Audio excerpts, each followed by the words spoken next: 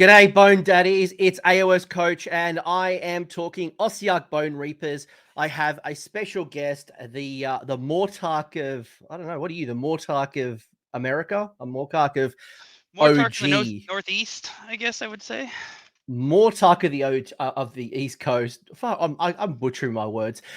I'm here with Ross Mccune, and we have a power hour. I've been told that the household has actually Nagash has told him he can only do an hour, so we'll see if we can push him a little longer. But we're talking Ossiarch Bonereapers. You got a brand new book a couple of weeks ago.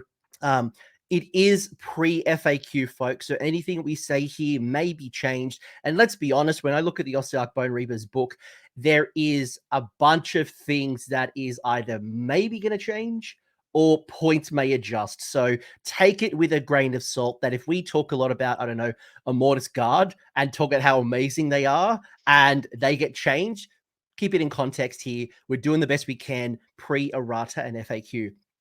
But before we get into the show, Ross, g'day, welcome, introduce yourself. And I hear you've been playing this since like day one. You have been a part of Nagash's elite for some time. Yes, sir. Hi, everybody. I'm Ross. Nice to meet y'all. I've been playing OBR since they released. They have been my main army for the entire time, and I love them.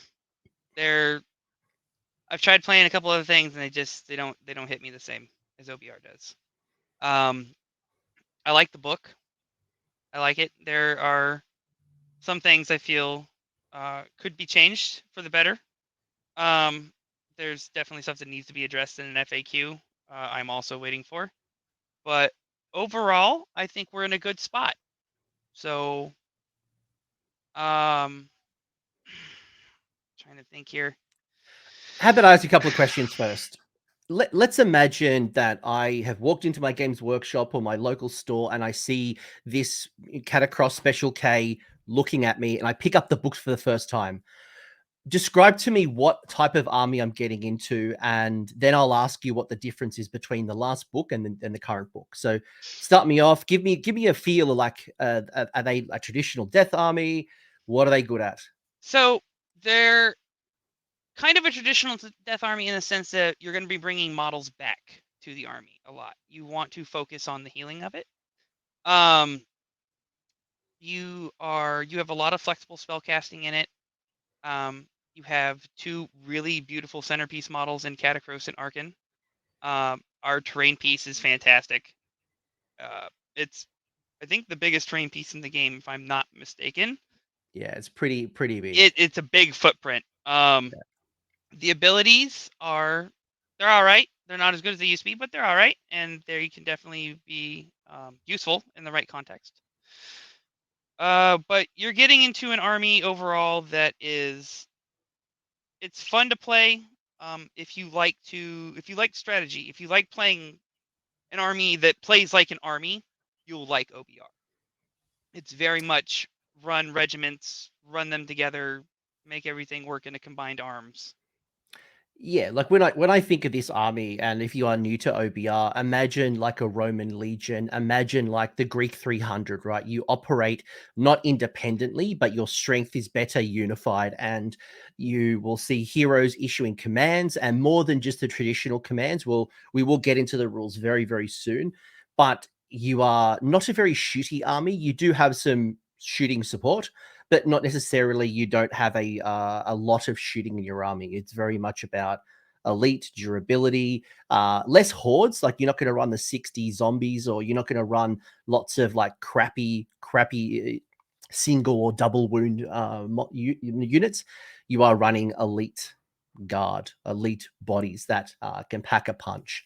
So they're a great army. They're a fun army. It's not my cup of tea, but certainly I know a lot of people who are an absolute fan of it. Which then gets me, what's changed? What have you noticed since the last book to the current book? Not the micro changes, we will get into those, but like, is it still the same army? It is still the same army in the sense that it still very much plays like a Roman legion. It's still very much on your sub commanders issuing commands to your units, and issuing the right commands at the right time. Since we've gone to the CP system, we now have to worry about things that make us cost extra points and stuff like that. But we can get into more of that later. The overall core of the army, though, remains the same. And if you are a long-time player of OBR, you'll love it. If you're new to it, it's easier to pick up than the old book was, for sure. I would say that everything in the army, when you run it, needs to have a purpose. You're not running an extra unit for no reason. They need to be doing something and actively contributing. And especially at 2,000 points, you need to have unit count is very important. Our old way of doing points is out. Now it's on how many units we have, and as a safe bet, you want at least 8 units in an army. You want some cushion, so if you lose something, you're still getting your extra points, because we live and die on our CP and our commands. Just to rudely interrupt, just in case someone hasn't quite got to their Battletome yet or hasn't watched my review, what Ross is talking about is if you played the old Ossiarch Bonereapers, you would get Relentless Discipline points, which would be generated off a bunch of heroes and things, right? Like it was a system that is no longer around. Now you get additional command points based off the amount of units on the table. So I think was it 3, 5, and 7 were the qualifiers, if I remember correctly. We'll bring it up on the screen, but that's it. basically 3, 5, and 7. So the more units you have, the more command points you're going to get. So when Ross talks about unit count, it means how many units are on the table, so you can get max command points. Also, the effects are cumulative if anybody hasn't seen it yet. So you want those to keep the high command points going, because we need them badly. Were there, at a very high level, and I will bring up the rules, I swear, though it's coming very soon, but at a very high level, has anything had a glow up or a glow down between books? You know, we've gone through cycles, right? You remember this better than I do. Initially, it was all about Petrifix Elite and the Mortec Guard. Then, you know, that kind of changed a little bit, and we then started to see the rise of like the Necropolis Stalkers and the Immortus Guard. There was a time where the Death Ponies kind of had their little, you know, time in the game, but you've kind of gone through waves. Coach, you're muted. I can't hear you. Yeah. Your sound just went out. I just came back in. I lost you for a second. Can you hear me? I had no sound. Oh, I could. Well, assuming the people didn't hear me, I'll repeat myself. Has it, from a unit point of view, have units gone up, gone down in the way you play? Whether it is your Mortec Guard, your Immortus Guard, or your Stalkers. Are the units? Is there a particular unit that's glowed up or glowed down? I would say Immortus have definitely grown up. Now, like you said, this is pre FAQ, and I'm kind of expecting a point adjustment too. But definitely from the first book to this book, they're no longer just wound batteries. Now they are actually an offensive force to be reckoned with. The other thing I would say got to glow up is our catapult. Our catapult it's not great shooting. It's a utility shooting piece. It's meant to make something strike last, or to try to snipe out a hero, or something to that effect. You're not. I kind of, in my opinion, want to say the middle profile on it's a bit of a waste compared to the other two in times, but we can get deeper into that later if you want. I just, it's definitely a utility piece you want to use to give your army the edge over somebody's kill unit now, instead of trying to wipe something out by itself. If you're going to try, there's a specific battle tactic that you can take for it. Unless they've only got like one model left on a cheap unit, if you want to run 2 to try to get that, it's kind of rough to get without swinging It the felt like catapult. Yeah, it felt like to me the catapult is going in, shooting at something that you're about to go into combat with, so you can like debuff it, make it worse than it is. Then you kind of maximize again, whether it's a Mortec guard, whatever it's your build. But knowing that we're on a stiff timeline, I'm going to bring up the rules and let's get into this and just go right. What do we think? What do we like? How do you think about these rules? And we'll pause on the legions. Ignore them because we'll get to them in greater detail when it comes up.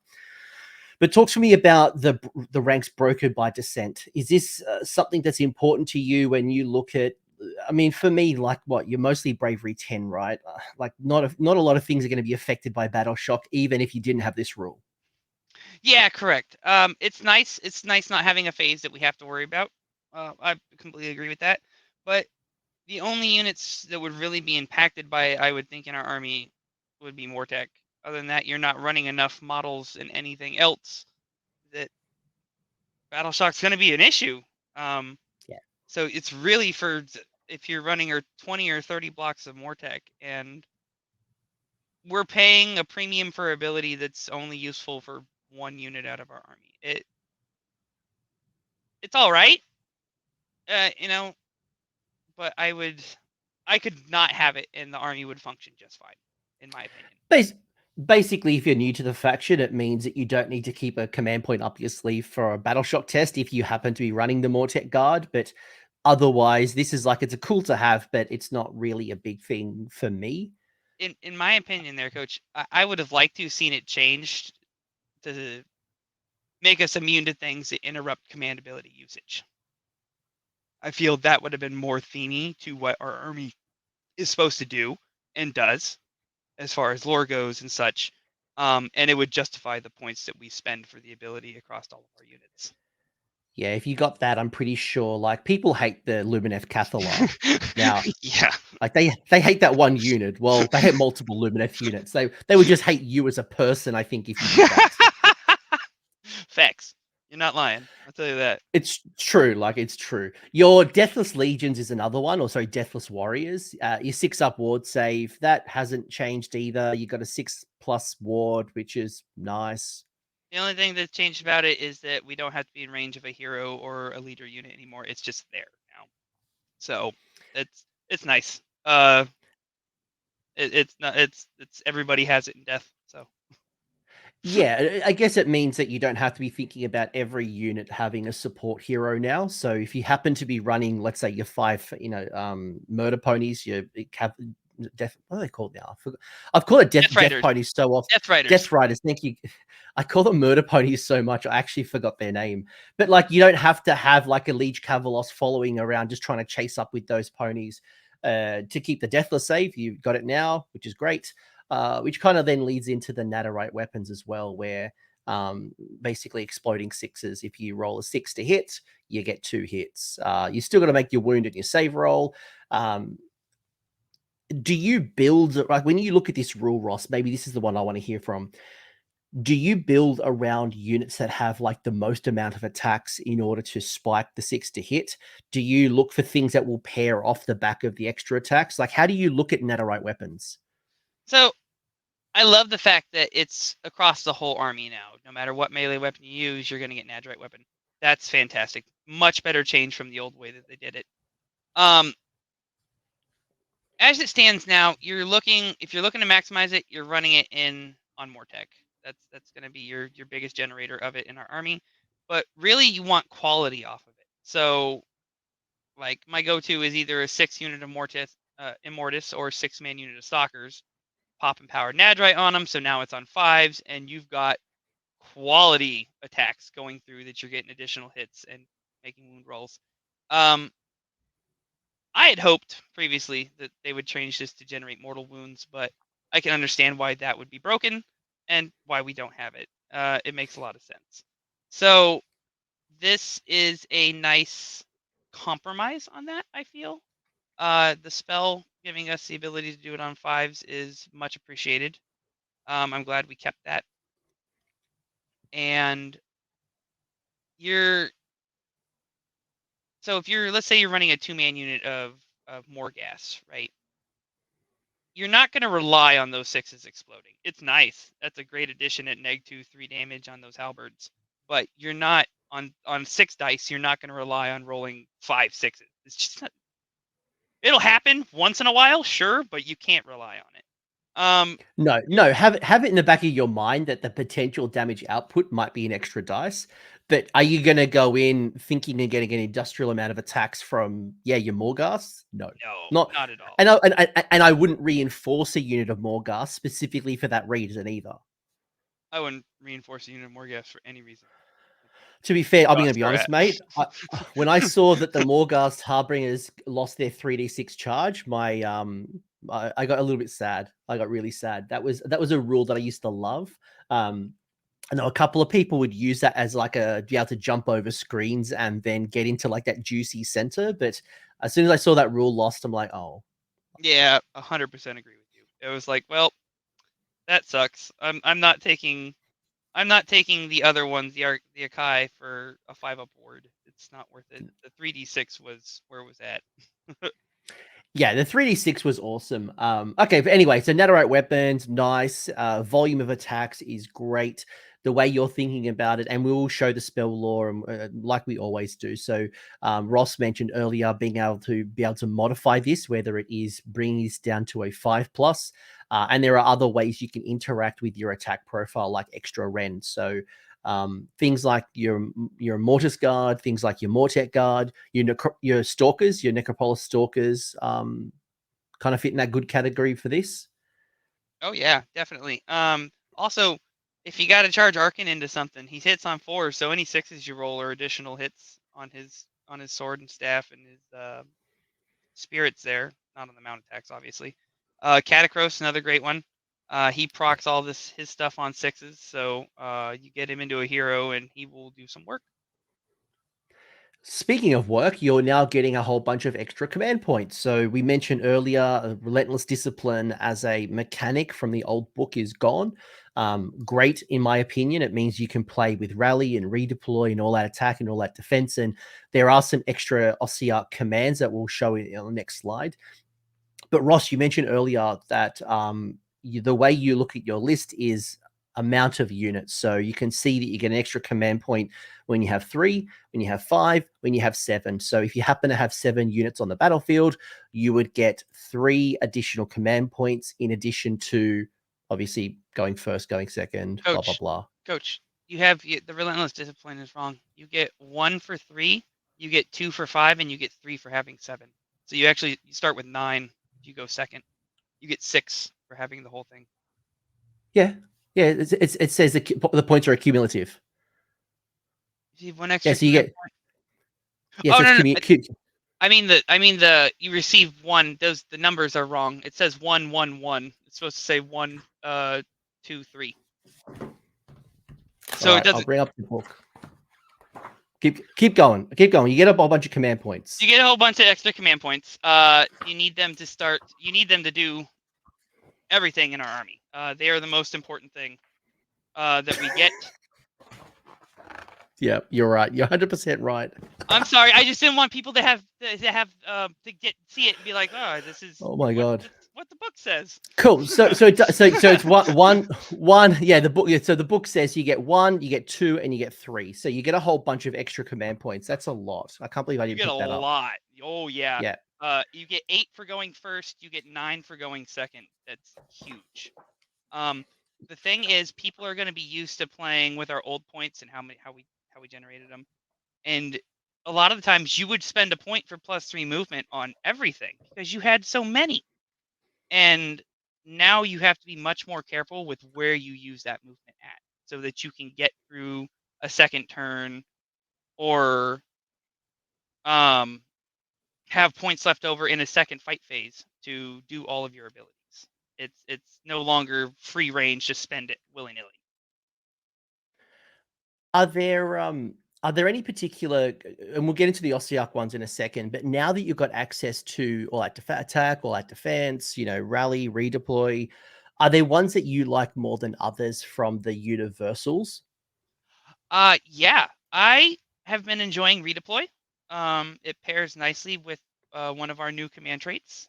that we'll talk about here shortly. It has actually saved my bacon a couple of times, not gonna lie.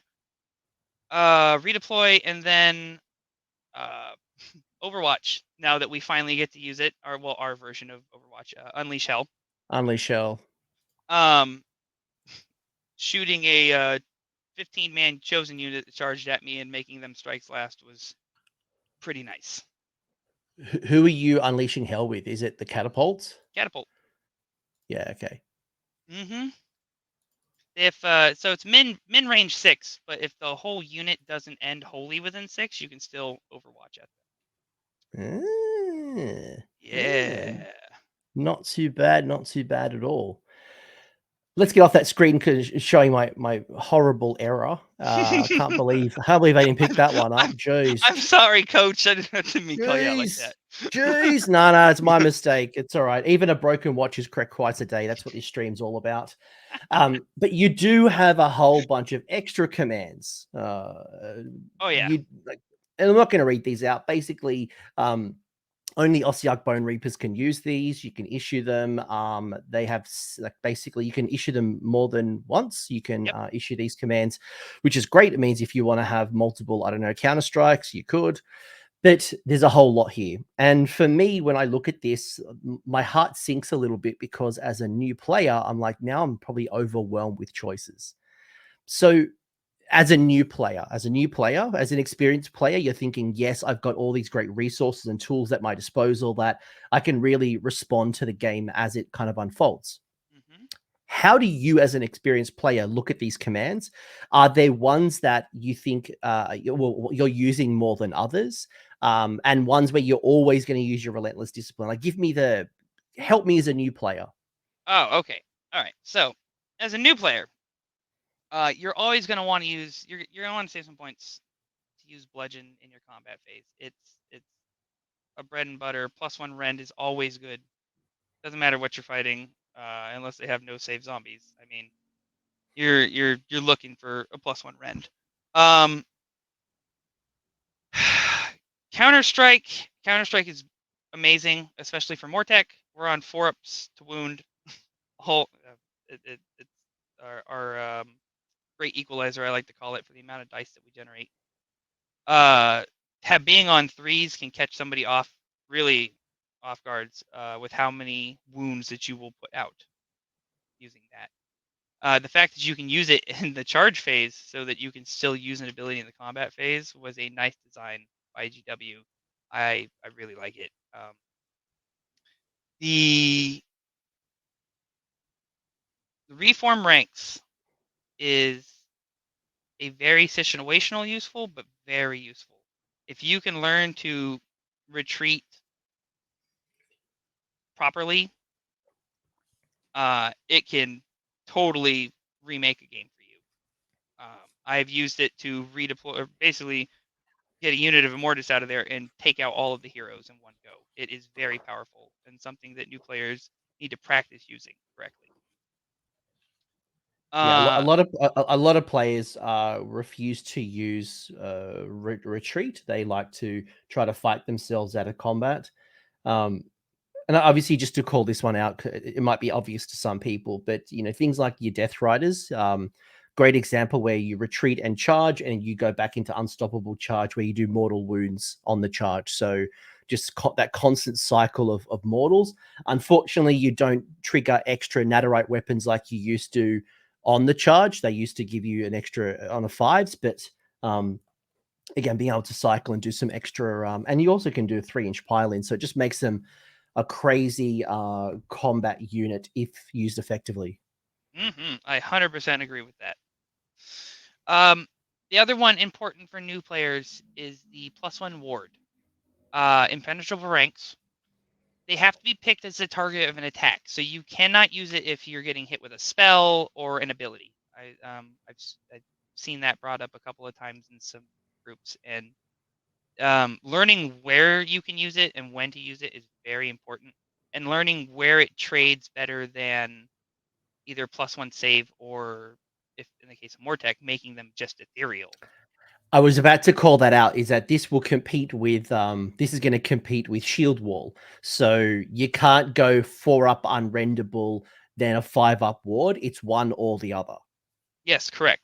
And in most cases where I've run the math, you're going to take Ethereal. It's almost always the better choice to save that 5+ ward for somebody who gets unexpectedly hit hard.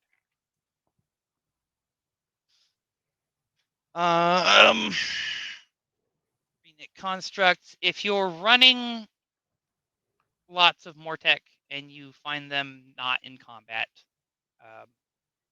and they're taking wounds, you're going to use it. A lot of the times, though, I very rarely use it myself. It's nice. I know it's there if I need it on a hero or something like that, if I have the extra points. But for the most part, I don't use it much. Unstoppable Advance, though, for +3 movement. With the way Stalkers work now, since they got their rule change, it's important to learn when +3 move or just giving them a flat 6 run is more important. And then So what I'm hearing is there is a bunch of good ones, and there's some that are going to be situational. And I guess it depends on: am I building around Mortec Guard? Am I building around Death Riders? Am I building around elite Stalkers and Guard? It depends, but there's something here for everyone, and you're going to have so many command points that it's about thinking about what you want to achieve with what tools at the right time, and not burning through them, but also not. I know as a Gits player back in the day where I used to have an industrial amount of CP. It's this fine balance of I don't want to hoard them because I'll lose them, but I also don't want to burn them and then I don't have nothing when I need them. So you got to find the balance. Oh yeah, I've ran out of them twice now, and it hurt. And I was like, Yeah. I shouldn't have used it here. I shouldn't have used it here. So it's going to take a little practice now, but once you get used to it, it's pretty intuitive, and it becomes much easier. Yeah, it takes time. Given what's your without reading them all, I assume everyone's read them, but what's your favorite command traits? And given that regardless of your build, the Ossiarch Bonereapers have one table of command traits. Do you have one that stands out to you, or maybe two that stand out to you, and why, or even who is good to be issued this as the general? I have two that stand out to me, but you're missing one of them. Yeah, I know. This is just that like potato. This is that's the one. That one you're missing though is my favorite. It's the one I take all the time. The -3 charge, diversionary tactics. yeah. Fantastic. It's between that and I like Show of Superiority when I take Catacross, because his ability to deny command points and then making people have to spend 2 is awesome. Going from that though, Dark Acolyte, if you find yourself that you have spells, there's one spell that you have to get off every single time. Neat. You can take it, but in my opinion, it's going to be either Diversionary Tactics or Show of Superiority. I guess local meta wise, if you have a lot of shooting, Aura of Sterility isn't a bad choice. But if you're going to GTs, you want all comers and stuff, the -3 charge is going to be your best friend. You I want think to go ahead. Sorry. No, keep going. Sorry. And Oh, let's assume by the way, that extra text is there, because I'm going to edit this straight in, and it's going to pretend that you look crazy because it's going to be on the slide. Thanks, Coach. I love it. Fantastic. That's fine. We it as OBR using this, controlling the flow of battle and who charges into you and where is very important, because it allows you to focus your command points in a certain direction. So I've that -3 command has been so helpful in denying charges to my opponents, and one unit got through and I was able to butcher that unit and then go to my turn and counter charge into them and take the win from there. So it's a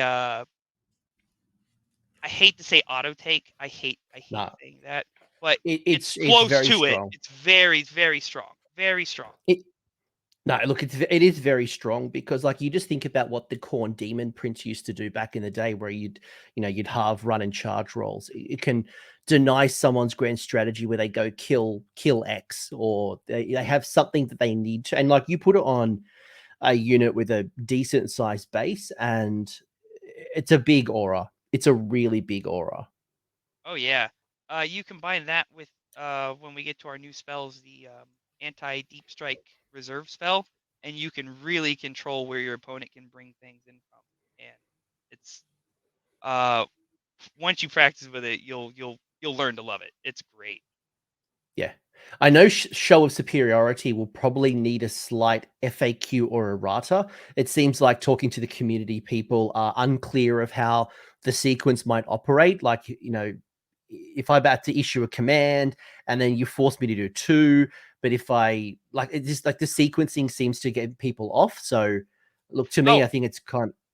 I 100% agree with you. It definitely needs at least a designer's note in there. Is Yeah, this is what the stages are for this happening. That it's simple as that, and we are good to go. correct. And the problem is, it's because before your opponent issues the command, which is I think the thing that needs a rattering. You're right. It's probably more of a designer's note than actually is going to change. Just rather a better explanation of how the sequence operates. Yeah. Because I feel like if they changed it to where it's like, oh no, you lose the point if you don't spend two now. It, I feel like it becomes a little too strong to be an always on command trait. To be Yeah, honest. yeah. I mean, because it's not a range, because it's like just straight up. If you're on the battlefield, it happens. Unlike the Cathlar, where it's like pick a unit, or if you're within 12 inches of it, you've got to spend two on. Like, that would kind of Yeah. make sense. Like, but we'll keep an eye out to see if that language changes a little bit. I tend to agree, by the way, the minusing to the -3 to the charge, and that one are probably my two go tos. What about your artifacts? Are you picking anything from this artifact table, or are you going to more to your universal choices? I am in every single one of my lists so far. It's been the Artisan's Key on a Bone Shaper. The ability to heal twice or heal two separate units is big. It's basically like getting another 120 point unit um, that for the healing ability. Uh, I have successfully used it to put two stalkers, two Immortus back into a unit in a turn, and it's really nice.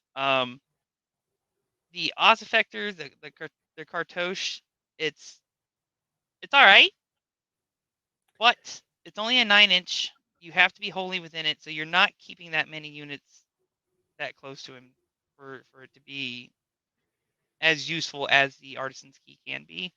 Um, you're not really taking a Soul Reaper at less than 1,000 points, and even then, it's the same cost as a Bone Shaper, so you're not taking it there. The Soul Mason's artifact is okay. Your Soul Mason should never be in combat, so I don't really care for it myself. The other four ones, however, if the next GHB goes to a Cav hero and we have to take a liege, the load of saturation for +1 ward, fantastic. Helm of Tyranny, so that they can't get inspiring presence and have to fail battle shock. He can clear out screens. He can do stuff like that. So it's really nice to be put on him. Um, the Marrow Pact and Mindblade are all right. The Mindblade stops hero actions for the rest of the game. That's pretty nice.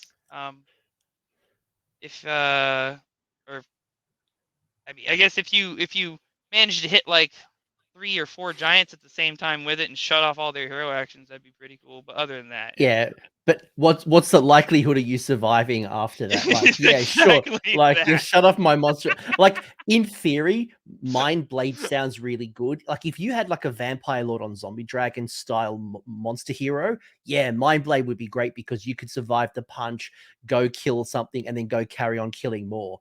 But when you think about your hero selections, putting Mind Blade on, I can't put it on Catacross. Like, do I want to put it on like, there's A sacrificial liege, like no, you're not going to use it on any of our foot heroes. It's just yeah, not. like, It's very themey. It's really cool. But it's just not. It's in comparison to other stuff in our book. It's just not.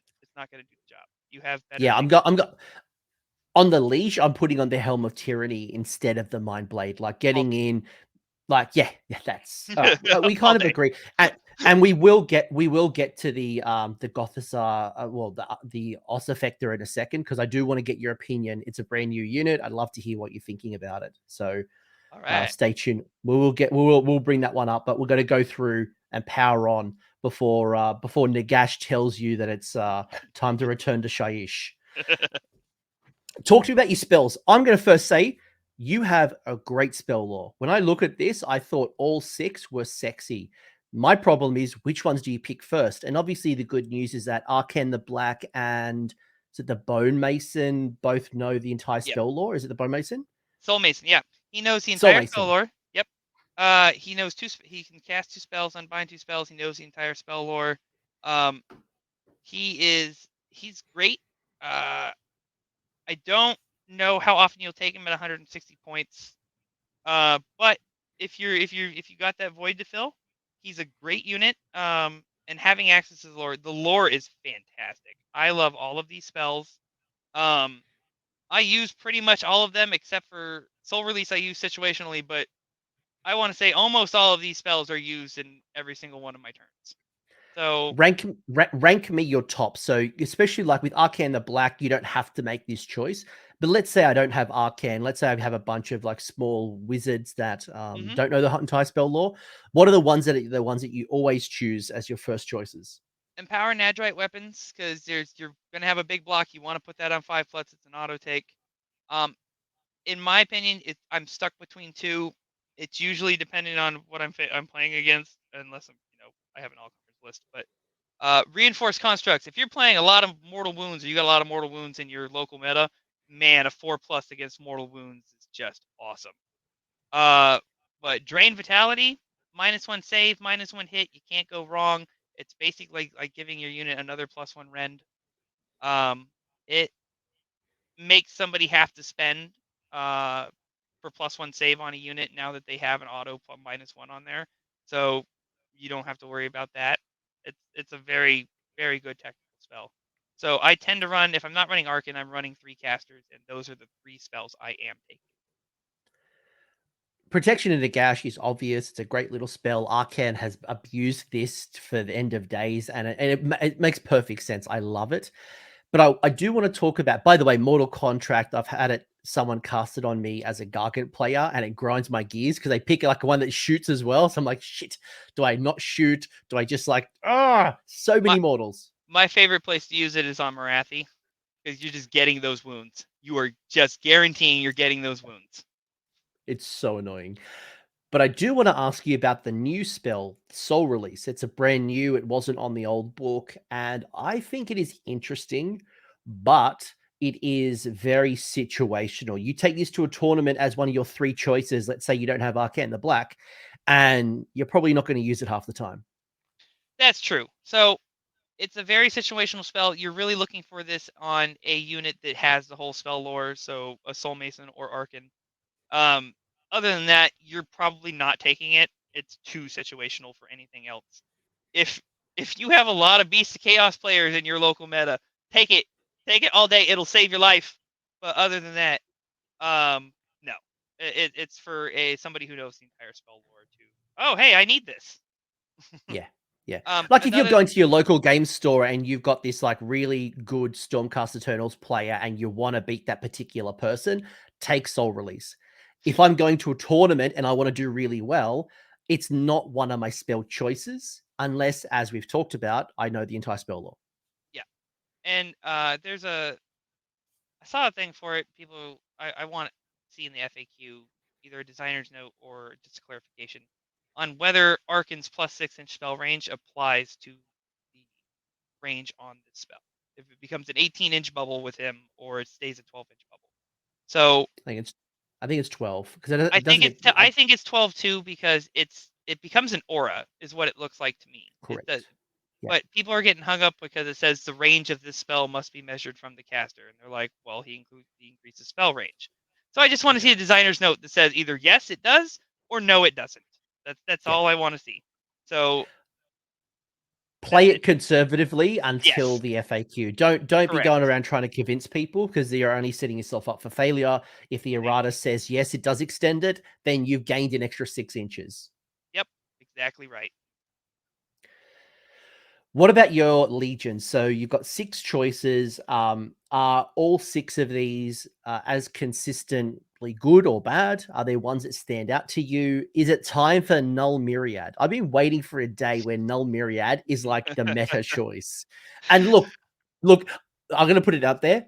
If the next General's Handbook is a magic focused one, we haven't had it yet. We've had monsters, we've had troops, we've had little idiot champions. All we True. got left is artillery, magic, and Yeah. cavalry. Yeah. So if we go into a magic meta and we've got Lumineth, we've got Seraphon, we've got Zeech, we've got a whole bunch of magic happening, maybe it's a time for Null Myriad. If all of those stars align, and that is the case, I 100% agree with you, Coach, and you will see me running Null Myriad. But at the point that we are now, no. The being wholly within 9 inches of a single um, Mortisan Mortisan? is rough as it is when you want things to run out and go do stuff. It seems nice, but if you're not facing heavy magic, you find a lot of the times that you're just wasting it. It's just not doing anything for you, and you feel bad for it. I hope. Listen, if it goes magic heavy, I'm right there with you, and you will see me running these spread throughout my army, and we will be 2+ ignoring everything. But as of right now, in the meta that we're currently in, you're looking at Crematorians is the number one pick I've seen for most people. Doing mortal wounds back to things is always good.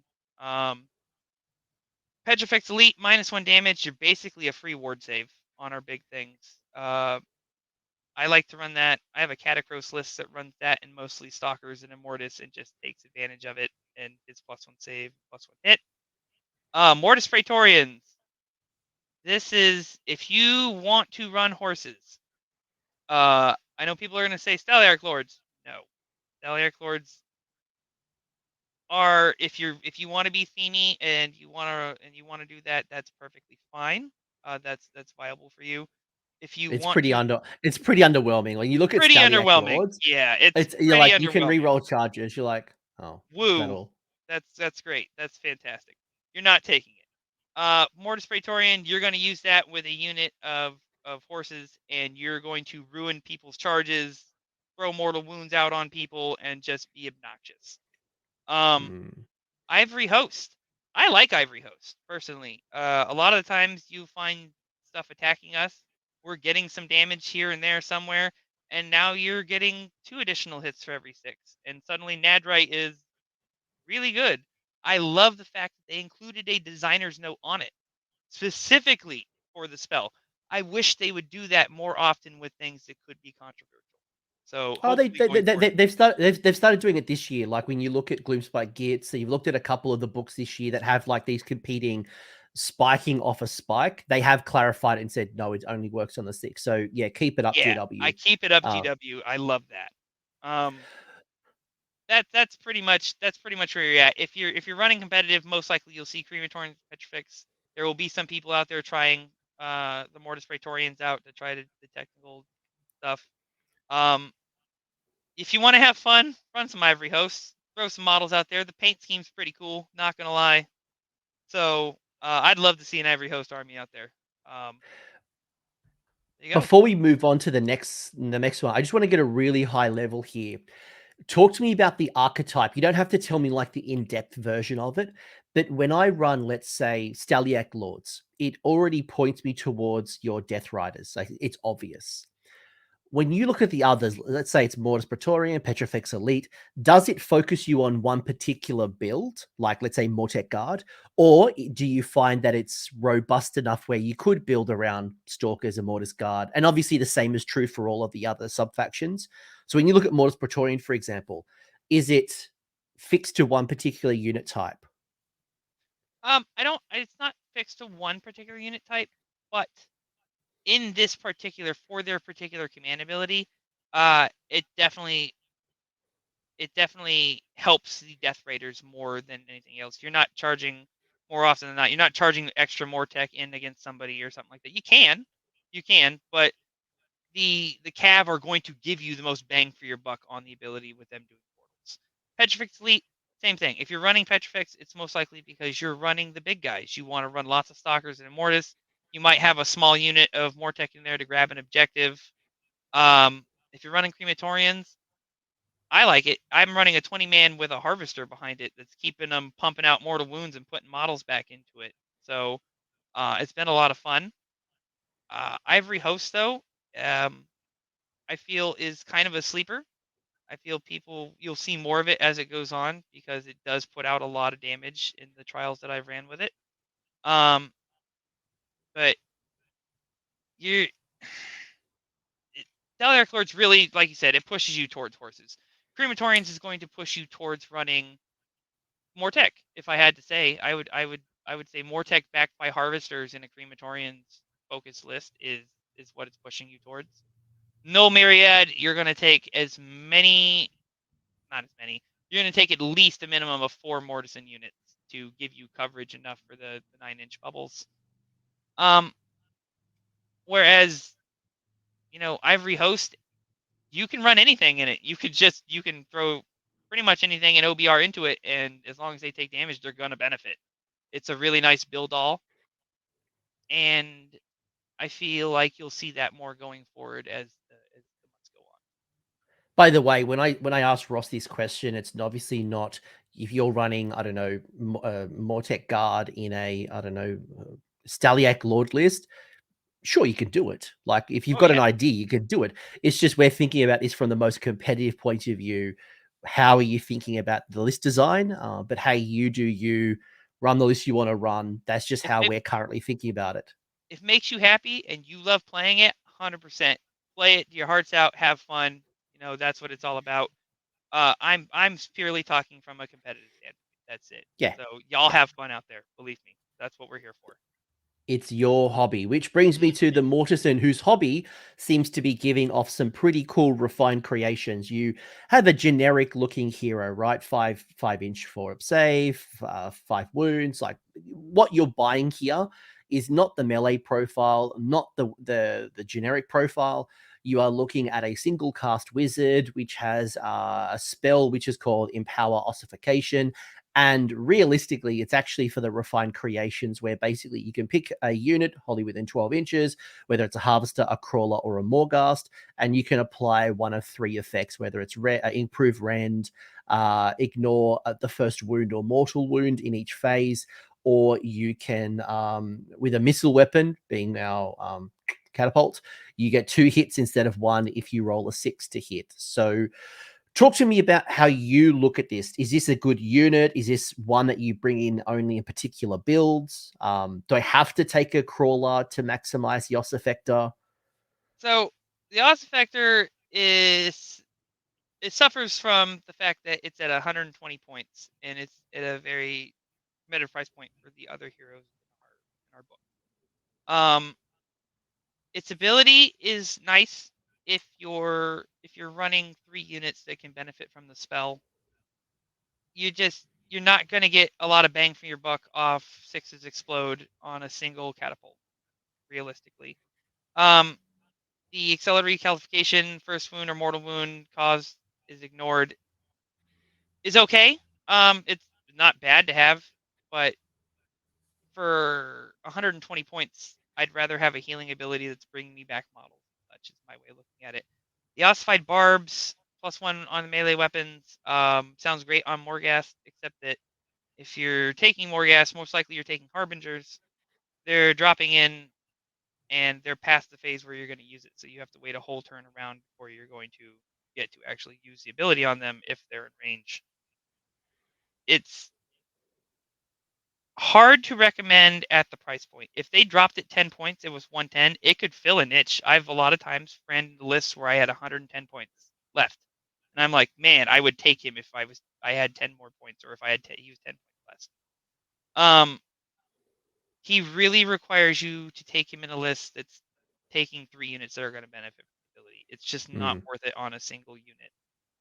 That's my way of looking at it. He's not good in combat. You don't want him fighting things. He'll die to concentrated shooting. So you're really paying 120 points for an ability that needs 3 other units to make it useful, in my opinion. At I, 1,000 points, maybe he's good. Maybe you take him and you're getting much more bang for your buck off the abilities. But at 2,000, I struggle to justify it. if you're running 2 crawlers, I could see, yeah, you're giving up empowered ossification. Yeah, you can do 3, but I don't know if I'm taking the ossefactor and I have to take a harvester, crawlers, and Morghast. As you've said, the range is difficult. Even if you use Tunnel Master in this current season, it's still going to be hard to pull off. Like you'd have to almost use like Protection of Nagash and set something up for the future turn, just to be able to use refined creations the way you want to. It's a lot of setup for a okay ability is the problem. Yeah. That's what it Look, boils. if you could use on some of the other units, like again your stalkers, your guard, those types of units, amazing. Then Yeah. they're following them up the board. We got no problems. But with your Morghast, they're going fast. You've got your crawlers, which are going to be sitting at the back, and then you've got your Gothazar Harvester following your Mortek guard. So you got to choose where you want to go. Yeah, and it just he runs into the same problem that the Soul Reaper does. His points are he's just in the wrong point bracket. That's what it is. It's if they made him a little bit cheaper, he'd be in his own bracket and he'd be fine. Yeah, I would tend to agree. Before we get into the grand strats and the battle tactics, let's quickly acknowledge the War Scroll Battalion. So match play people, you can use this at your next tournament. You've got to take a bunch of units. You've got your Mortek. You got to take Mortek Guard. You got to take units. I'll bring up the facilitation notes that I used to have. I realized that they're not up here because the logos don't always. So you've got to have, what do you got to have? You've got to have 1 commander. You've got to have 2 units of troops that are not artillery, leader, or behemoth. You can take up to 2 artillery. You can take up 2 monsters that are not leaders. You can take 2 sub commanders with less than 10 wounds, and you can take another up to 3 troops. So you've got a whole bunch of optional choices, but you're going to have to take at least 1 hero and 1 leader and 2 troop choices. Yep. The big thing of this is it is a 1-drop, but the caveat is at the end of deployment, each unit in the battalion must be set up within 6 inches of 2 or more units in the same battalion. So listen here. If you take this and you take Morghast Harbingers, you cannot deep strike them legally. Cannot in this battalion. Don't make that mistake. I did it. Don't do it. So it's pretty funny. I like it. I've used it so far a couple of times to fit 2 crawlers in and a harvester. It was a lot of points, but it was pretty fun. I like the utility of it. A lot of the times, if you're not running a harvester and a catapult in your list, if you're only running one or the other, you're better off taking the 1-drop battalion in the core because you don't have other restrictions. But other than that, it's a great little 1-drop battalion. It's very themey for us. I built a list where I take all of the silhouettes in there. It's not good, but it's pretty neat. So I look forward to running it sometime. I think you've called that it's probably, yeah, I don't want to spend too much time on this one because like it's obvious, right? You had a 1-drop, but you are restricted to deploying within 6 inches of 2 other units. So if you got deep striking and things like that, that obviously is annoying. It does force you to castle up to a degree because you've got to be close to each other. If you don't want the restriction and you don't and you have similar units that can go into battle regiment, then you might be better off with battle reg. But it is more flexible. You can have more monsters, more artillery. It's just that you got the restriction. Yeah, that's it. It's really good though. I like it. It's much more useful than some of the other battle tomes that I look at where I'm like, yeah, I'm never going to run that. Yeah, 100%. And 100%. the benefit's better because like it's like you can have Swift or you can have something. No, I don't. I rarely remember about the command point coming from Warlord. Like, go away, Swift. Oh man. What about the Grand Strats? Grand strats. They're all right. They're You very much have to build your army into completing them. Um, I'm personally take what's there from the core, but these book ones, if you want to build into doing them, you can. They are kind of rough though. Not gonna lie. Why? Why would you choose to do a general's handbook? And obviously every season's going to change, so who knows what's coming in the next one. But currently as we talk, why are you going a general's handbook one over this? Um, generally because the particular general's handbook one that I take, if I'm winning the game, I'm completing it hands down. There's no way around it. Um, whereas compared to the grand strat ones in the game, they're very situational. All it takes to be denied, for instance, scales balanced, is your opponent going, all right, well I'm gonna shoot that unit, and now you can't complete it because you're not at full models. Like at the end of the game, it's very easy to lose stuff like that. But I have Ross, found, yeah, Ross, pretend that I was running a list that was heavily, because I know you really like your Mortis Guard and your Stalkers. Like let's pretend that I play Mortet Guard, or let's say Death Riders. Let's say I play that type of list. Would your opinion be the same? if you ran a Mortek Guard or Death Rider type of list, um,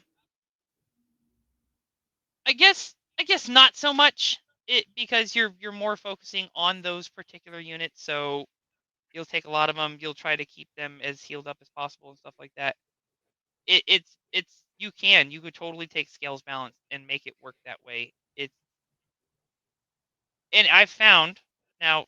I think my opinion is changing on some of these after you know a bunch of games that I've played now.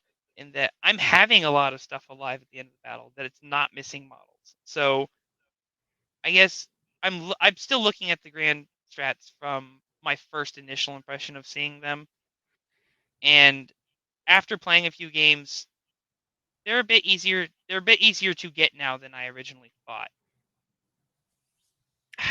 It's hard for me to think outside of my particular box of how I build the army, I guess. And And that's okay. And look, this book is literally 2 weeks old, right? So there's going to be testing and things. I guess the reason I challenged you on that is because if I am running a Mortek Guard or a Cavalos list, the question is, can I keep a unit at full strength essentially? Now, if you're someone who has one unit that sits in the backfield protecting your objectives and you can stop your opponent from shooting them off the board and you can heal them up, this is an easy win.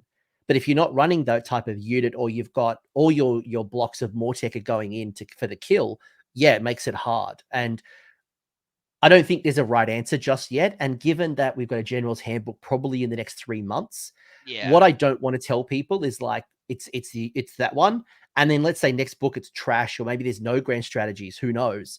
It's like, well, what do we do here? no, 100%, 100%. I agree with you, and that's why I'm glad you challenged me on it and made me look at it again because I relooked at it and I was like, actually, now thinking back to my games, these were easily achievable if I decide. Well, besides Pride of Oasis, trying to get 4 of our battle tactics done at the same time is very rough. You Each one requires a different force roll, and I know we're gonna get in those next. So, of them, Pride of Oasis is probably the hardest to get.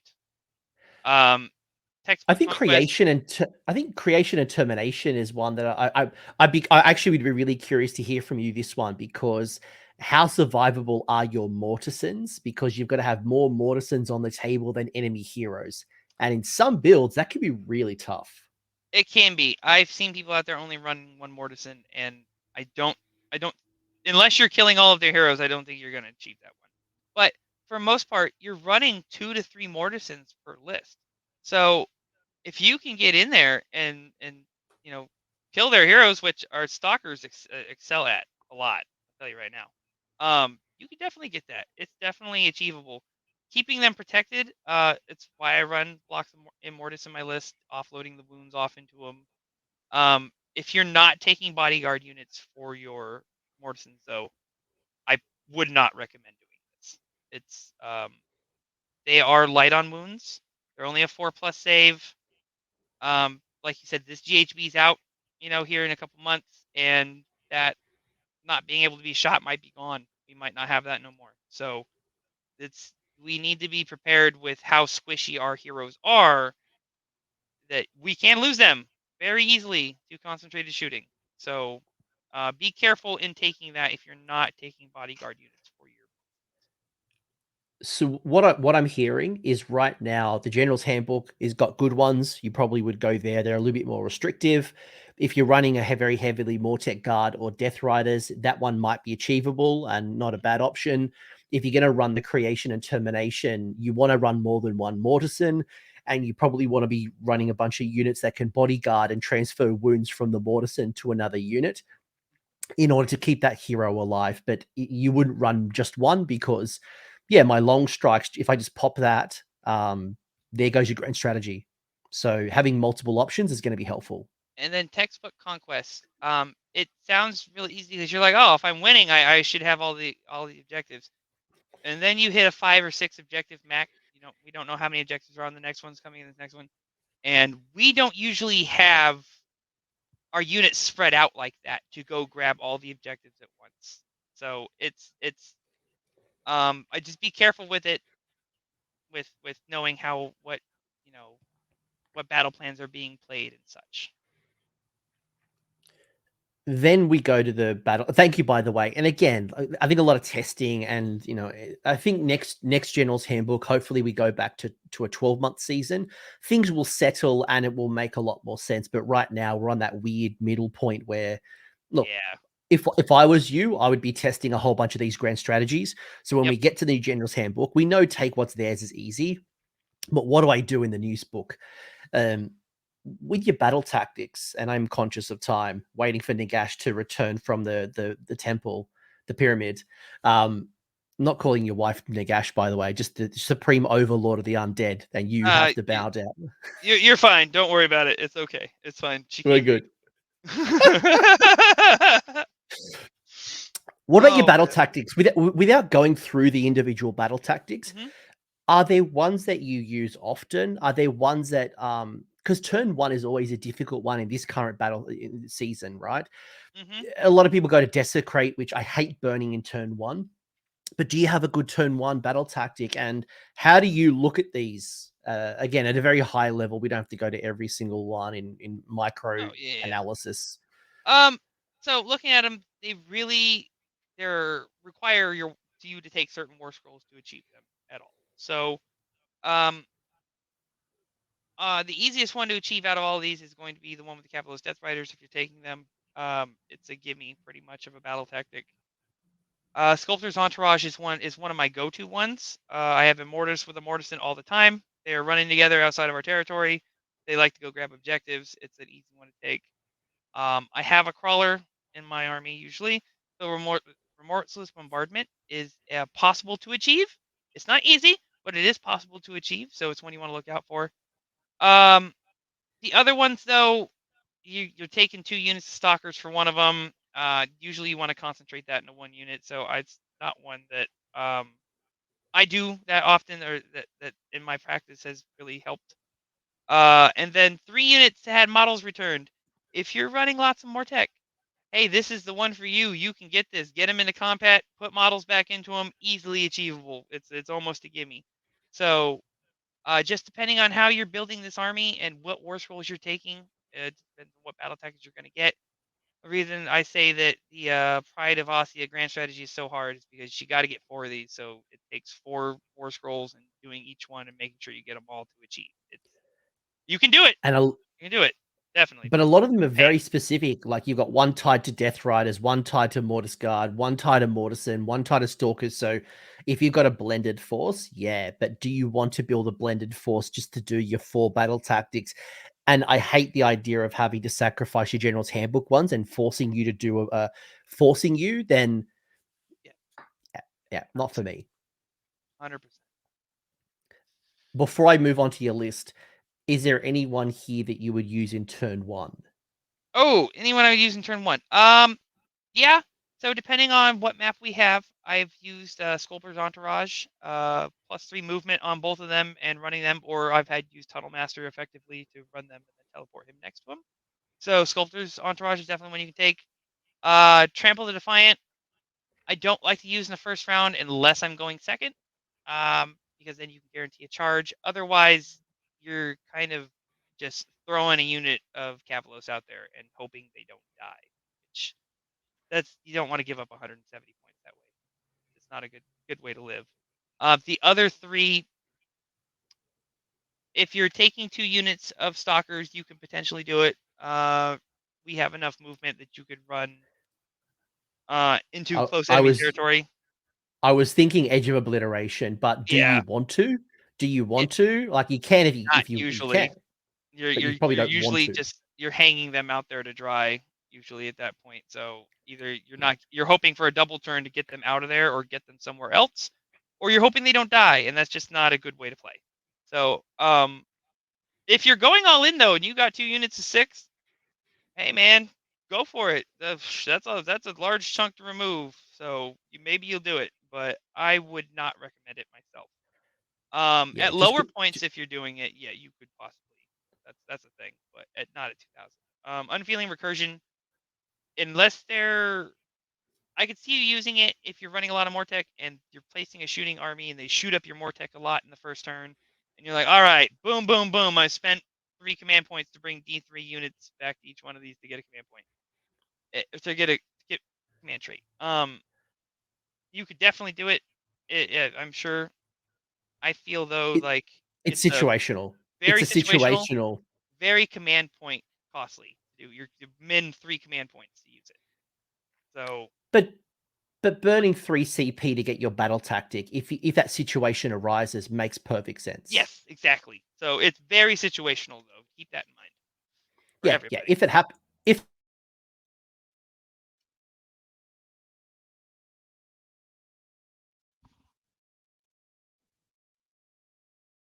Yeah, I can't hear you.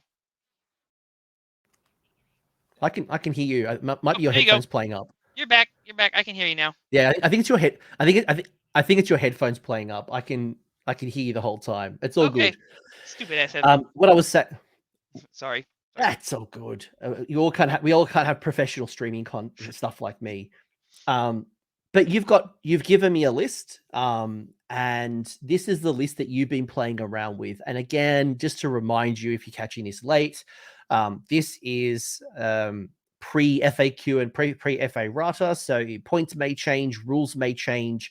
We're playing currently as it stands, but what you've got for the people who can't see the visuals, we've got a crematorian sub faction. Take what theirs is the grand strategy, and inspired as the triumph. You've got Arkan the Black, you've got the Mortisan Bone Shaper, which is the general with diversionary tactics and the artisan key. You've also chosen the Drain Vitality spell. You've got the Mortisan Bone Shaper with the Empower Nadirite weapons, and in the current season, you get the aspect of the champion being Tunnel Master. You've got a Mortec Guard unit that's reinforced once. That's once reinforced. Is that 20? Yep. One Mortec Guard unit of 20, Yep. and then one Mortis Guard unit of 6. Cool. I'm like, surely Mortec Guard aren't 30 points. It's at 300 points. I'm like, that's no, it's a reinforced unit of Mortec Guard. You've got a unit of more Mortis Guard, a unit of Stalkers. You've got a Gothazar Harvester and a Crawler. And you've taken the Bone Tithe Shrieker Endless Spell, coming in at 1990, wrapped up in the Ossiarch cohort, your new War Scroll Battalion. So talk to me. What does this list do? How does it work? And why have you chosen what you've chosen? What are the combinations and the synergies that I need to be aware of? All right, so I chose this. Arkin knows all the spells. Obviously, we know he's a champ. He's got a big healing aura. He's his glow up on his war scroll now is fantastic. 3 up, 14 wounds. He can actually get in and rumble with somebody and not just die. Um, he's our mortal wound generation and buff spells, all that. The Bone Shaper. Bone Shaper is another healer. Gave him Artisan's Key, so he's putting models back into units. We're running him behind the Immortus Garden unit, keeping them at full strength. The other one, we threw Tunnel Master on to throw out there, grab an objective and stuff.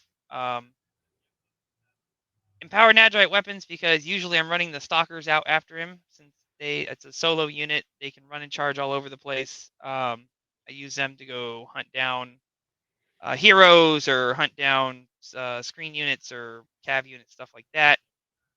You've got him out throwing, powered Nadirite on them, making them hit harder.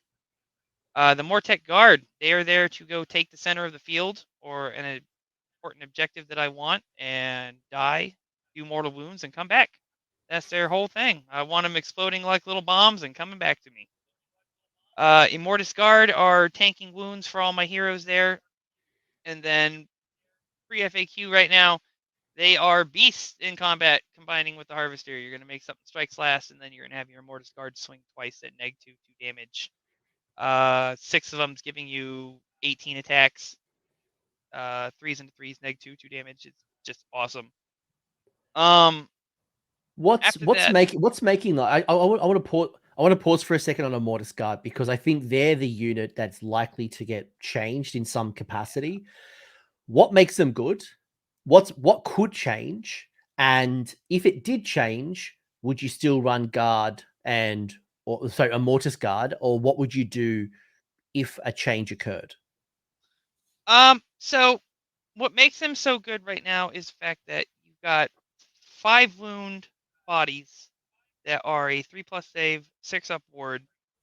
They have a decent attack profile. It's, to be honest, Stalkers have a better attack profile, but Immortus Guard swing twice, and they're so tanky that if you have something behind them that's constantly putting the models back into the unit, it's almost insurmountable without getting a double turn in your way or a large amount of mortal generation. If I was going to see changes, I would probably see them go up 20 points to the same cost as Stalkers. That is the most likely change. They have about the same amount. I would say the same amount of offensive output, but they have enough of offensive output combined with their defensive output that it justifies the point increase. I would agree with you. I think the War Scroll is fine. I think it's the Yeah. points that would likely get adjusted if I was making a guess. So then maybe my question is, let's assume points went up. Let's say they were the same value as your Stalkers. Adding 40 to the list makes this list go over 2K. What would you do? Most likely I'm dropping the Shrieker. To be honest, that's the I easiest thought way. you'd say that. I thought you'd That's say the that. I easiest. That's thought the you would say easiest that. route out of this to do that. But saying I do like the Shrieker. I like it a lot. It provides a lot of utility. Um, I've been thinking about honestly dropping the Mortek Guard down to a 10-man. Throwing this over into Ivory Host and making the points up somewhere else like that. That'll make up my 40, and then I can take another hero. I can probably drop the Harvester at that point and just reinvest the points into either more Stalkers or more Immortus, or maybe even take a unit of Cav. You know. Ooh, some Death Riders. Some Death Riders. Oh yeah, for sure. It gives you access to the battle tactic, and that's if I'm gonna lose stuff like that, then it if the points are gonna go up like that, it feels like a worthwhile changeover. To be honest, from what it is now. Yeah. I would tend to agree because otherwise you're just gutting your list. You can't if you drop down the Mortek Guard, there's obviously other impacts that'll flow on from that. The Bone Tide Shrieker seems to be the most obvious initial one that you'd play around with should again the points increase. Not that I think that anything's going to change. Like I don't think the War Scroll's going to get errated. I think it's the points, the efficiency. Yeah, I 100% agree. I think the War Scroll's fine for what it does. None of it feels too overbearing. It just feels like they're a little too cheap for what they do. Is where we sit at. So I would not be surprised to see them go up to the same points as Stalkers.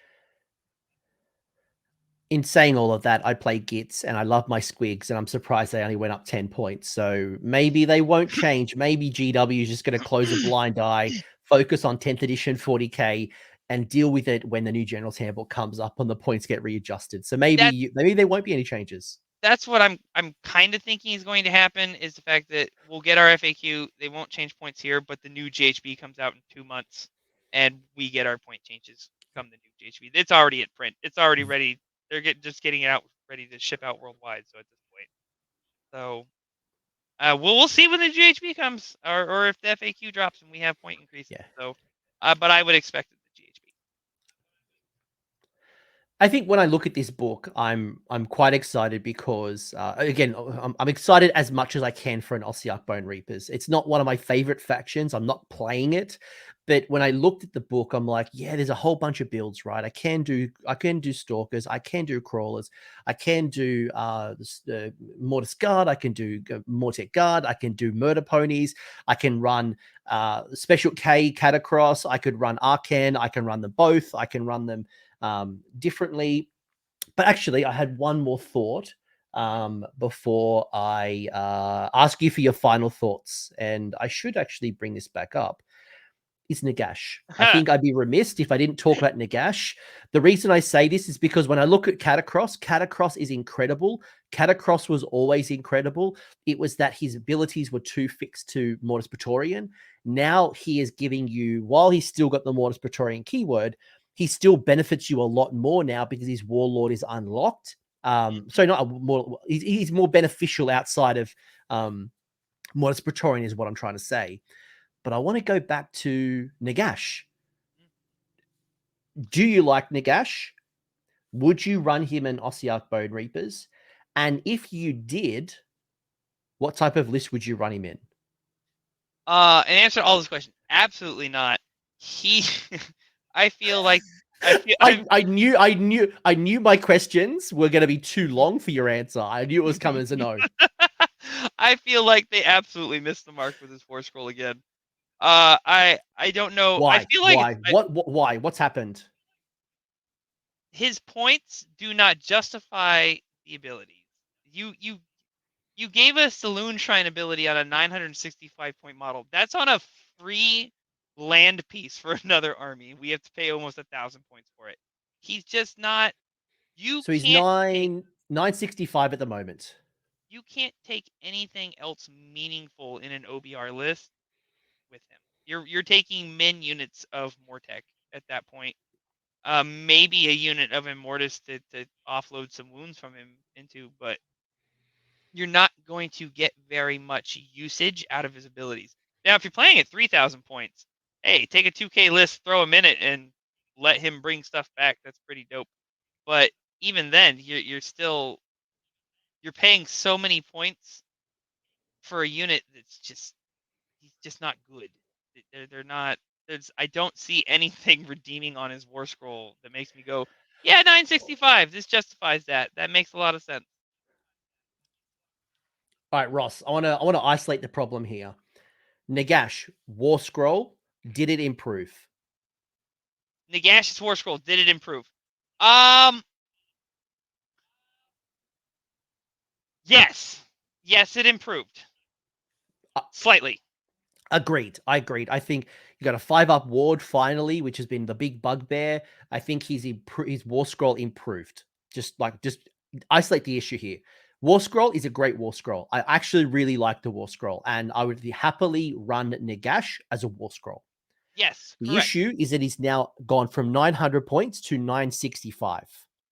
And you weren't taking him at 900 points either.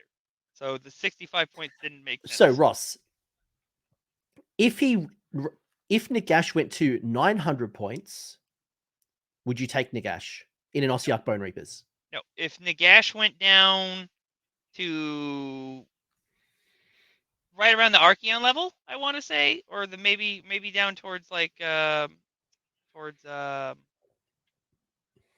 Marathi 700, Marathi Alariel's like 700. That's a 700. little too cheap for what he does. I'd say probably more around like the Okay. 750, 800 point area.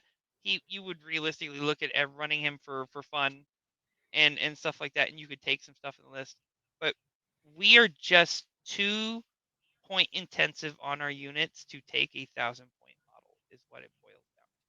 You just can't find the points elsewhere to make up what you're losing, and it's sad. He's a cool model. I actually love the look of Nagash's model. I think it's cool. But I just couldn't do it. I couldn't do it. If you're doing something fun, like we're just running giant monsters or god models, cool, take him. Sounds fun, but not in a competitive standpoint.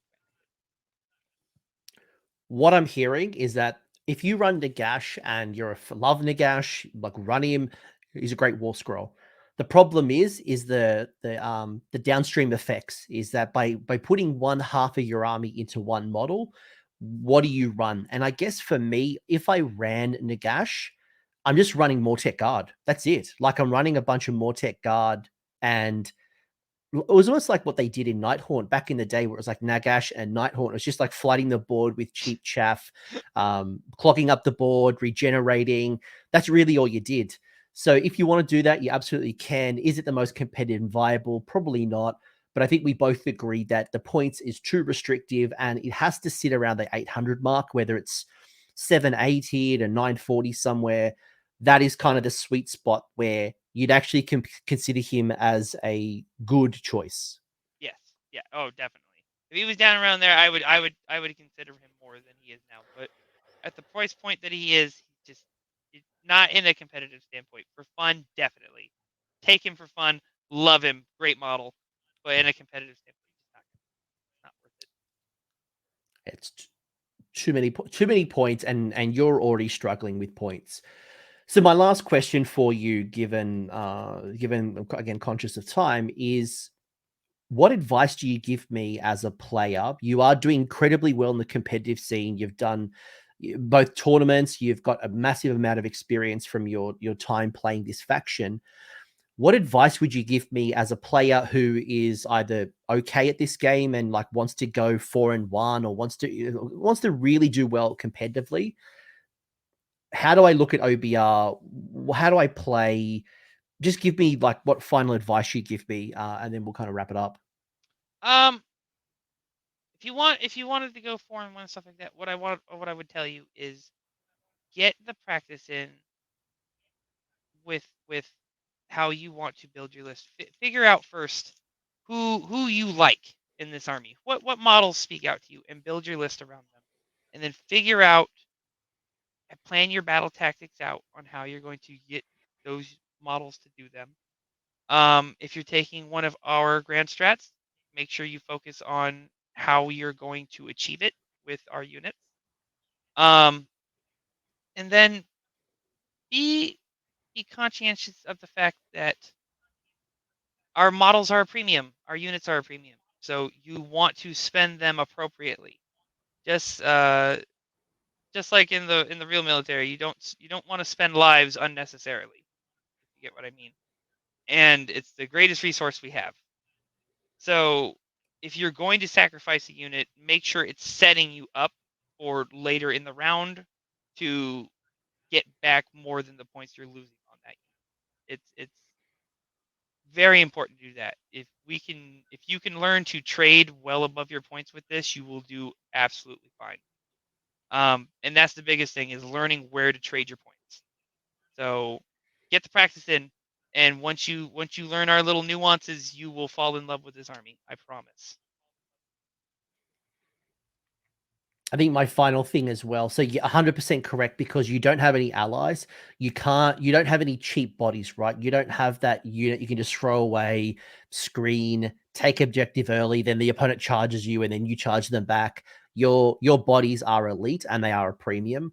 I think when I look at this particular book, I think resource management and understanding when to use your CP is going to be a real balance you'll need to focus on because as I Totally. said earlier, there's gonna be times where you're gonna burn through your CPs and then you're gonna wish that you had them later in the turn, or you're gonna hoard them to a point where you're gonna have too many at the end and you've wasted your resources. So focusing and practicing on what gets you the biggest bang for buck in your list from the Ossiarch commands and the universal commands is going to be a delicate learning process for you. Mm-hmm. I would also recommend to fellow OBR players, try out stuff like Math Hammer and stuff, and look at where you're better off using +1 ward or +1 save on a unit, because it's a big difference on something. Some things are just a wash, and it's like, wow, I could have not done that and saved myself the point, and it wouldn't have changed anything. So just be mindful of those facts when you're spending. Um, Uh, I, Other than that, I wanted to say, there is an interaction right now that I want people to be careful for and to look for in the FAQ. We have a war band Mirkanen, Kanan, you know him. He has a weird interaction with Arkin right now, giving +6 inches to a spell that is debilitating for somebody. Um, there it is. He's pulling it up for you right now. It's a 3-inch range, but the problem is Arkin makes it a 9-inch range. It leads to a very feel bad moment when you're like, hey, that unit can't do anything.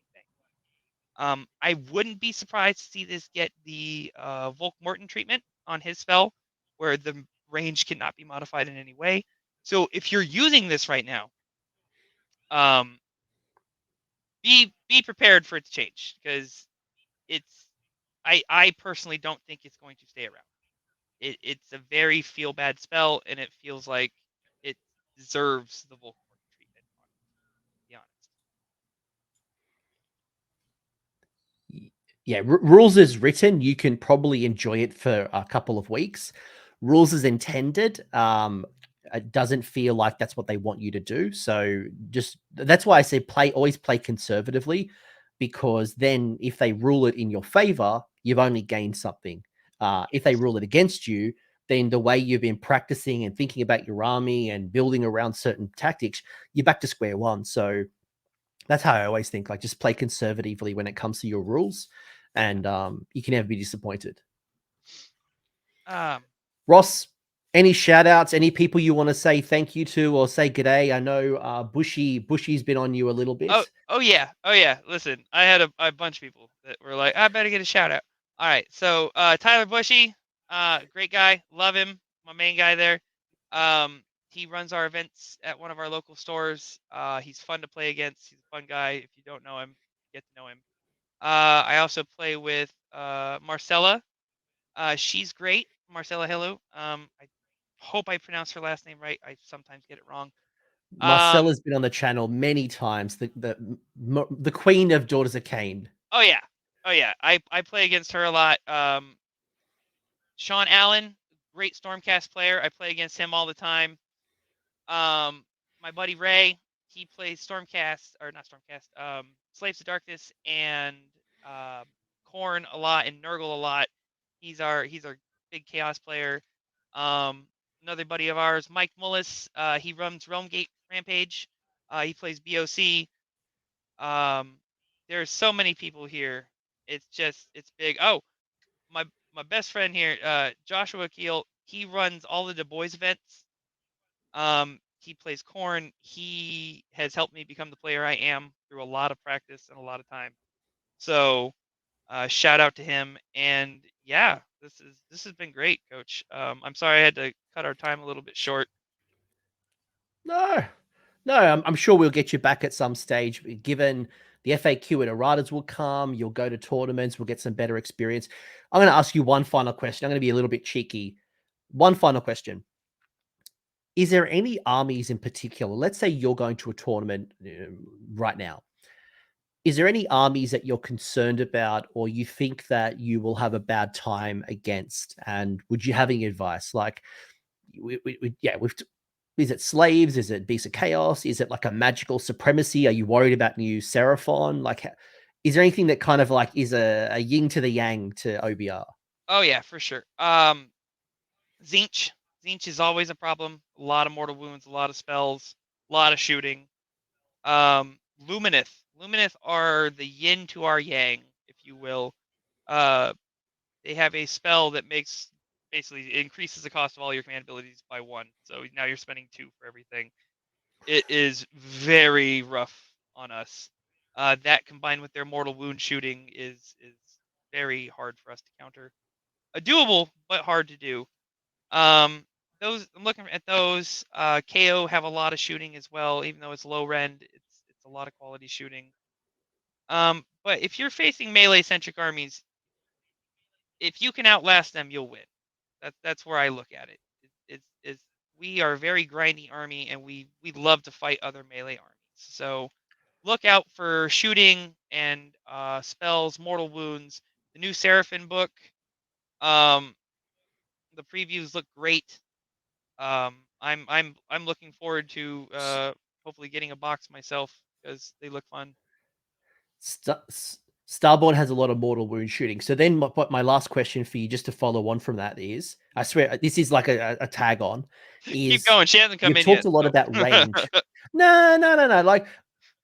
Like you've talked about range. Like range is your bugbear. So whether it's mortal wound range from the likes of Tzeentch, Lumineth, to shooting like KO, maybe Stormcast in particular builds, what can you do about it? Like, how do you defend against an army? Like, let's say it's you and me. We're matched up. I'm across the table, and I'm the guru of Shufu. Shout out to Jack re-rolling ones, the guru of shooting. If I've got a shooting focused force, KO, Tzeentch, whatever, what do you do? What are you doing against me? How do you prepare and like go at me?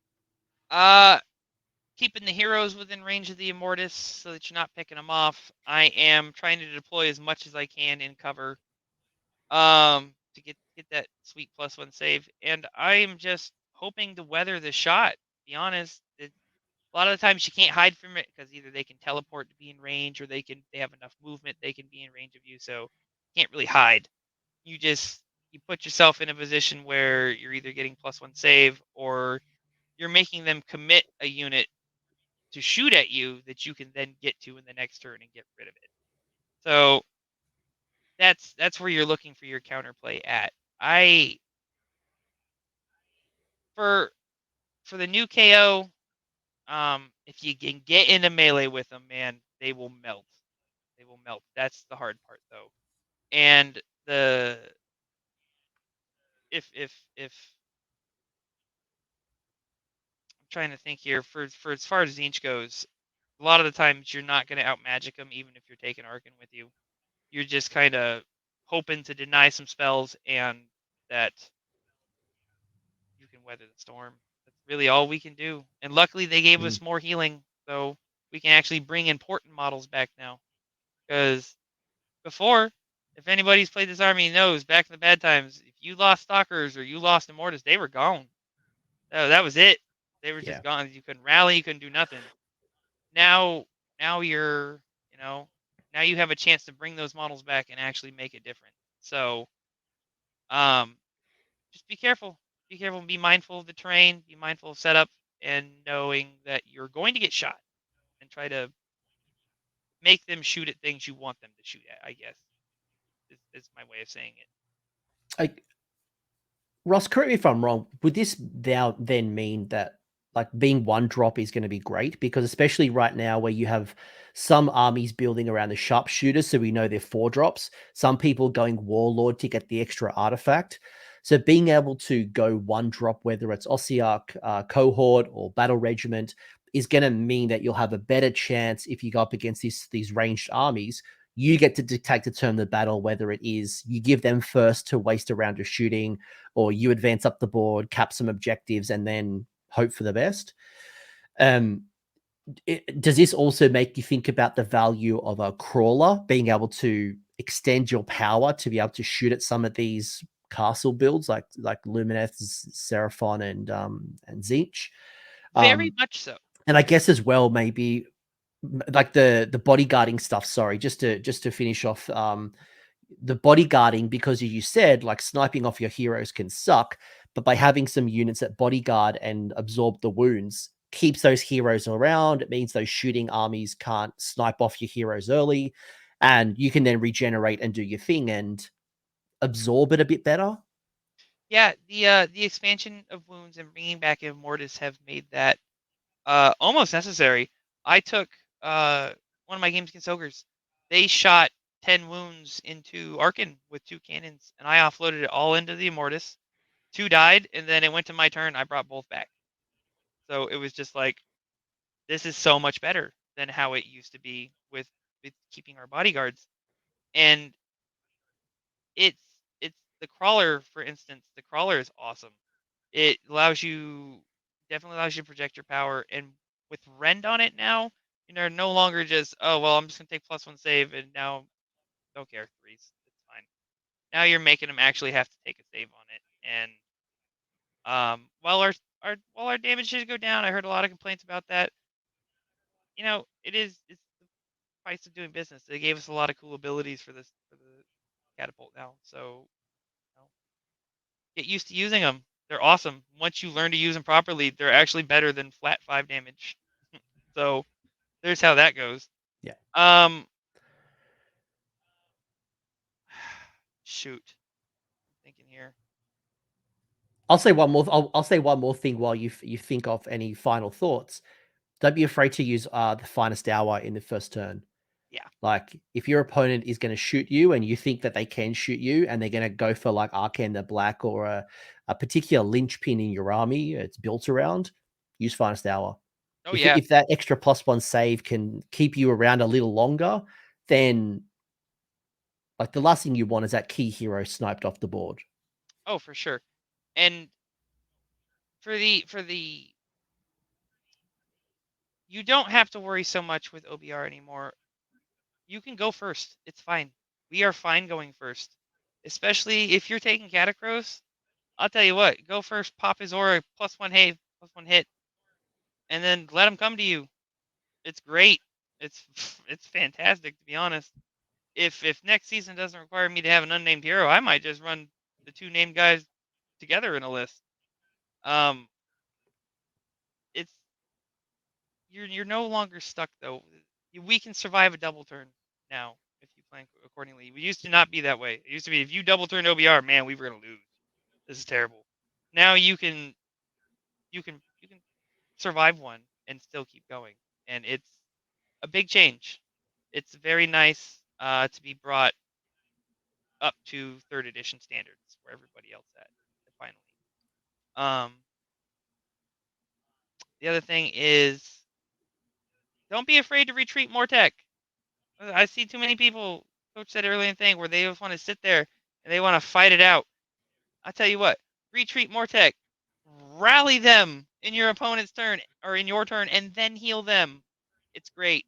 Don't leave stuff that you don't need to lose in combat. Don't force combats that are unnecessary. It's not worth it. Not with how much our points cost. Don't do it no more. Yeah, I retreat as a Gargant player a lot, and it blows people away. They're like, "Oh, I thought you'd want to fight out of combat." I'm like, nope. My power comes from being on objectives, and that if that means retreating and being outside of 3 and healing up and holding the objective longer and making battle tactics harder for you, retreat is always better than fight through. So I would pass on that same information to you. Like, yeah. For sure, for sure. I Ross, this has yeah. been awesome. Oh no, I was just gonna say overall, everybody, I love the book. I can't wait for our FAQ to get a couple of clarifications, but I look forward to the next couple of months and seeing how it goes. Guys, this is gonna be a lot of fun. Yeah, look, you're not squig level broken. As a squig player, I know it. I get it. The Mortis Guard are too efficient, but I don't think a heavy nerf is coming. I think certainly some tweaks will need to happen. It's a good book. I think it's great. It's not a 5-0 army. If you're going to get 5-0, you've worked it, you've done well on the table, and you've been a very Yeah. tactical genius. Not it's just too good for you. Ross, you've been incredible. Thank you for your early insights in this particular book. And the YouTube thing for me to do at this point is to tell you to leave a comment in the comment section. How are you thinking about your Ossiarch Bonereapers? Are you putting Special K into an army? By the way, I agree with you. For 900 points for Nagash, I would probably take Arcane the Black and Catacross instead. Get All day. more wounds, more power, more benefits. That's the hard decision. I think it's the easy decision that I would take those 2 special heroes over the Supreme Lord of the Undead. Yeah. And it kind of makes me feel sad. But hey, you know what? Silver linings to things, I guess. Points go down, the conversation continues. I think 800 points ish. Oh yeah. The conversation continues, and we start seeing some good Nagash builds. So, Ross, thank you so much for your time. Thank your partner for allowing us an extra half an hour, even though I said hour of power. Somehow my show is still 90 minutes. Thank you so much, Ross. You are a legend. And say hello to the East Coast for me. They are a good Oh crew. yeah. Oh, one more thing, Coach. I forgot last time. You also All interviewed right. my buddy All right. Zach. My buddy Zach on Of trees, course. Sylvaneth. Zach McComb, great guy. My fault, man. I totally forgot. I shout you out now, though. I got you, buddy. Bam. There you go. Far out. I interview all the people. Like I did. Bushy was like I did winning his first tournament as a new player. Marcella. I think I've done like a bunch of them. Anyway, hope you enjoyed that show.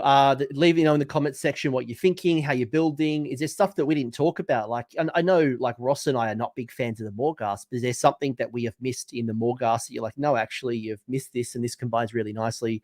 Let me know in the comments. I'd always be curious to hear from you. Ross, thanks for your time. Thank your partner for her patience and being an amazing person. Thank you. I will. I promise. Thanks, Coach. Have a good one.